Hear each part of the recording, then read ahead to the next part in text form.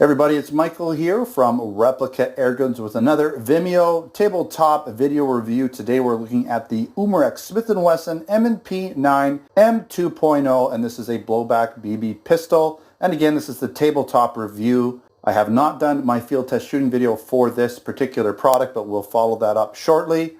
And this gun is available in both our Canada and our US online Replica Airgun stores over at replicairguns.ca and replicairguns.us if you're interested in this product. All right, let's get right into the specifications. Again, this is a replica of the Smith & Wesson M&P 9 M2.0, and what I mean by replica is it's not the real steel version. It's not the 9mm firing version. It's the 4.5mm BB firing version. So it's kind of a replica, but not really. It's actually considered a firearm here in Canada, just the 4.5mm BB version, and it is distributed by Umarex and made in Taiwan and licensed by Umarex. So Umarex has permission and has paid for the permission to license this product with Smith & Wesson branding and licensing throughout. So this is not a counterfeit product or anything of the sort. All right, this product does come in a plastic clamshell, which you have to destroy to get into.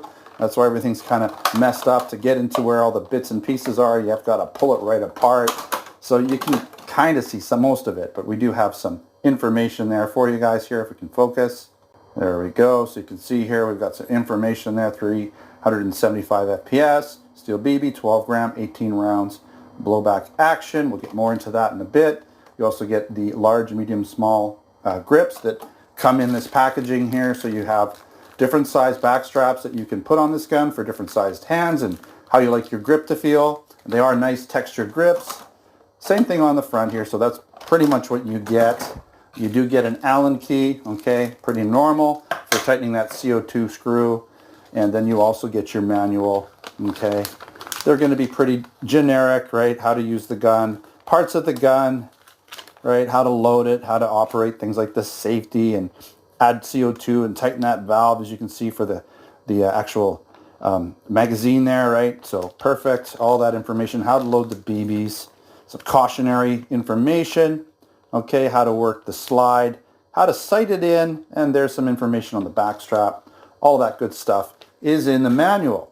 Now this gun does shoot in semi-auto with partial blowback action, so the slide doesn't go back quite as far as some full blowback guns. Actually locks back about maybe 3/4, halfway back, a little different, but that does have some pros and cons to it. We'll talk about that a bit in a second here. Now the slide does lock back after the last shot. This gun is made out of metal and polymer parts. So you're going to have a metal slide, polymer frame, metal magazine, pretty much the same as the real steel version. It does have that full-size dropout metal magazine, which I'll show you in a little bit here. It does use 12 gram CO2 cartridges. Again, it shoots 4.5mm steel BBs. You're going to find 18 rounds fit into that full-size dropout magazine. And this gun weighs in at 1.45 pounds. I believe the real steel gun unloaded weighs in at 1.54 pounds, so very close. You're going to find a smoothbore 3.6-inch barrel with a total length of 7.5 inches. And the trigger is kind of single action, double action. I'll go through that when I'm showing you around the gun.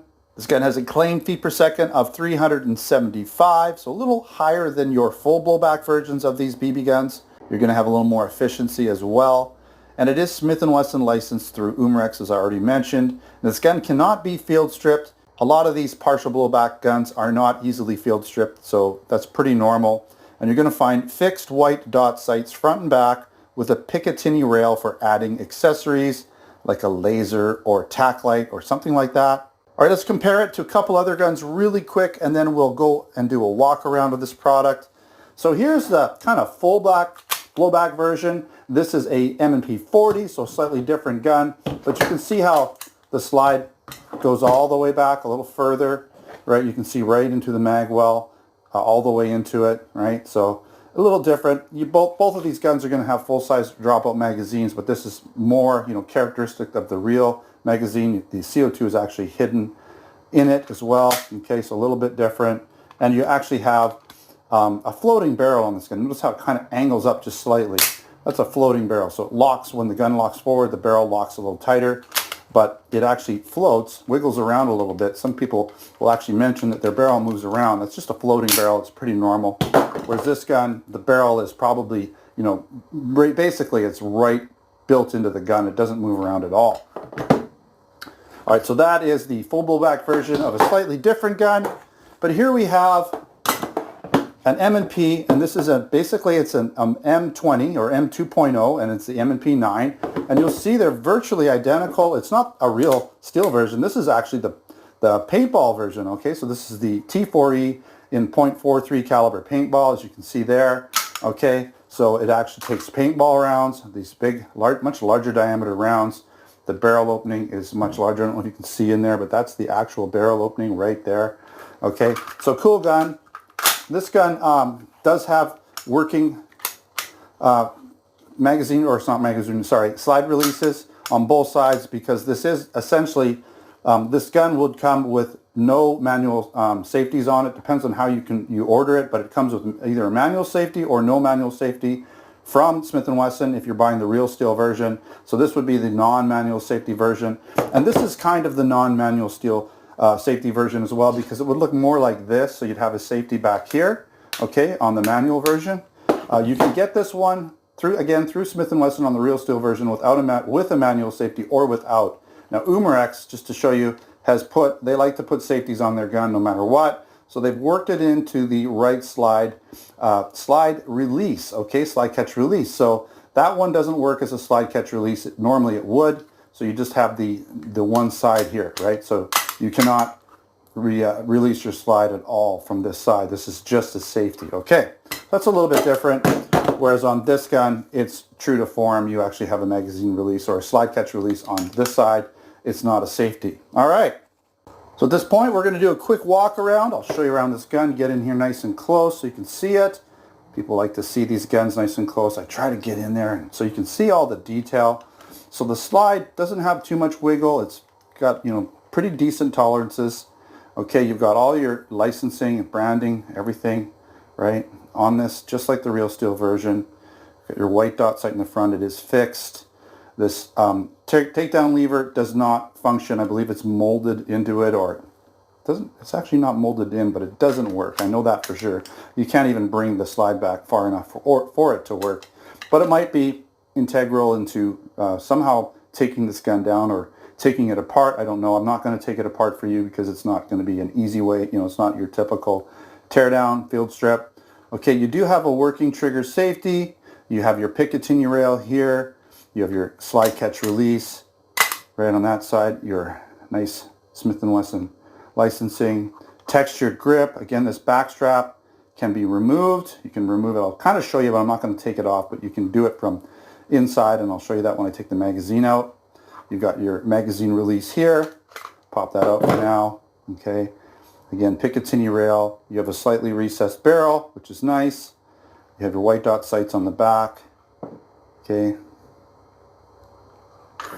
On this side, again, you can see we have the safety to push it forward every time you want to move it, so it doesn't just automatically go down. You have to push it forward and then up or down, right? You've got more licensing.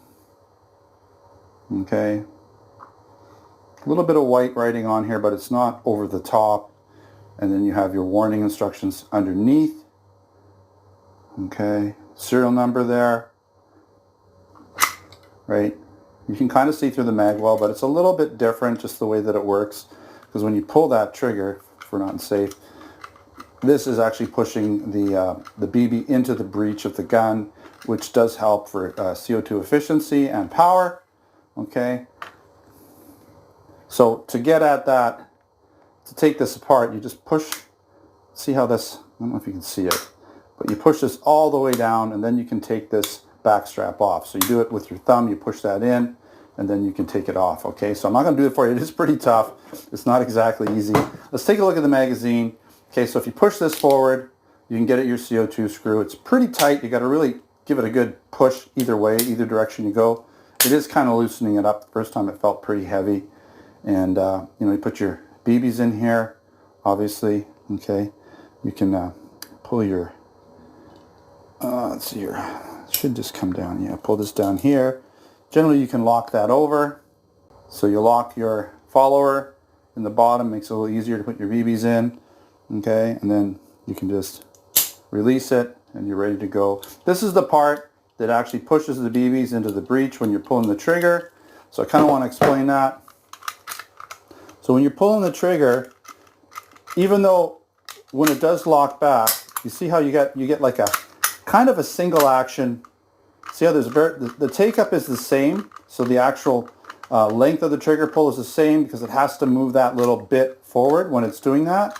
That's going to happen no matter if the internal hammer is cocked or not, but it's lighter because the internal hammer is cocked.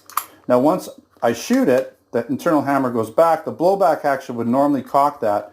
Now I have a longer double, more like true to a double action trigger. It's heavier as opposed to much looser.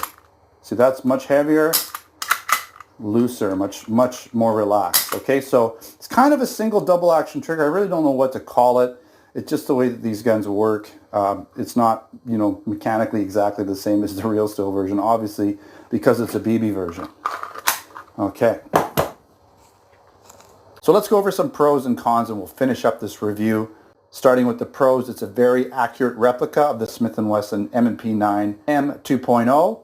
You're going to find that it's got fairly accurate weight and feel to it. Comes in just a hair lighter than an unloaded Smith & Wesson in the real steel version. You're going to find metal and plastic parts where you'd find them on the real steel version again, and the fit and finish is good. You're going to find a working trigger and manual safety and a working slide catch release, at least on the left side, with that manual safety on the right side. It does have that full-size dropout metal magazine that holds both the BBs and the CO2, and your warning instructions are discreetly hidden under the trigger guard. You're also going to find a recessed barrel and a hidden CO2 screw for a more realistic appearance. It's also fully Smith & Wesson licensed via Umarex, making sure this gun is not a counterfeit product by any means. You're also going to find a Picatinny rail on the front of the frame underneath the barrel for adding on accessories, and it does have white dot sights for easy target acquisition. The Smith & Wesson M&P 9 M2.0 also comes with 3 sizes of interchangeable grips, small, medium, and large for different sized hands. And because it is 3/4 blowback, you're going to find that the FPS will be slightly higher and you'll get more shots per CO2 with this type of system. All right, some of the cons, it's not full blowback. Some people like full blowback action with that slide moving back all the way. This is more close to 3/4 blowback action. You're also going to find that safety worked into the right side slide catch release isn't really true to form. Maybe that's a good thing or a bad thing. It doesn't really look out of place at all, other than that little red dot. Basically, it's saying that the gun's live, ready to shoot, right? Other than that, you wouldn't probably even know that that isn't an actual slide catch release. So Umarex has done a really good job of working that in, putting the manual safety on the gun without making it look too out of place. And again, with most of these types of lower cost blowback guns, the sights are non-adjustable. And again, that trigger is more like a double action trigger than a single action trigger, as compared to the full blowback gun, which has a really nice light single action trigger once the gun has been cocked and ready to shoot. Okay, you can feel it's just much shorter and lighter. All right, that wraps up this review of the Smith & Wesson M&P 9 M2.0 CO2 blowback BB gun. Again, this gun is available in our Canada and US online replica airgun stores over at replicaairguns.ca and replicaairguns.us, so check those links out in the description of this video. I'll also put a link to the actual written article or post over at replicaairguns.com, where I have additional photos and my full written review there if you want to check that out. If you're interested in other products, air guns, BB guns, airsoft guns, pellet guns, blank guns, and other accessories, then again check out our Replica Airgun stores over in Canada and the US for those products. If you haven't subscribed, make sure to subscribe before you head out. Also check us out on Facebook, Twitter, and Instagram. Thanks for watching. Until next time, take care.